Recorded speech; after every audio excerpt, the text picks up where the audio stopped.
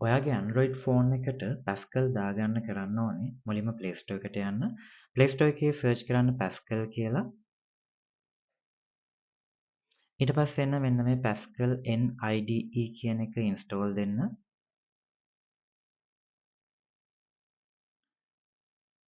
install වෙලා ඉවර වුණාට පස්සේ ඔයාට පුළුවන් ඒක normally Pascal NIDE කියන icon එක click කරලා open කරගන්න. ඊට පස්සේ එන්න මේ important message එක okay දෙන්න. පස්සේ මේ automatically තියෙන file එක close කරලා වම් පැත්තේ උඩ තියෙන ඉරි 3 ක්ලික් කරන්න. ඊට පස්සේ මෙතන තියෙන ඩොට් 3 ක්ලික් කරලා create folder දෙන්න.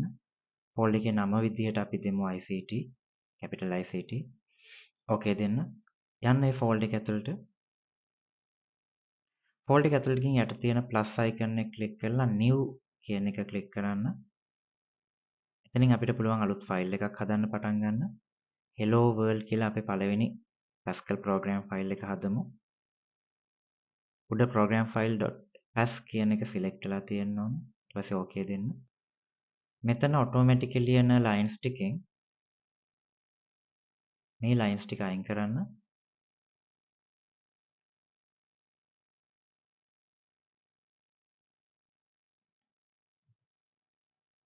ඊට පස්සේ අපේ පළවෙනි program එක තමයි hello world program එක. මේ line එක type කරලා උඩ තියෙන run button එක click කරන්න.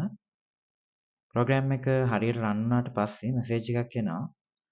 complete view console the exit ද කියලා. ඔයාගේ output එක බලන්න ඕන නම් view console දෙන්න පුළුවන්. එහෙම නැත්නම් ඔයාට exit වෙන්න ඕන නම් exit එක දෙන්න පුළුවන්.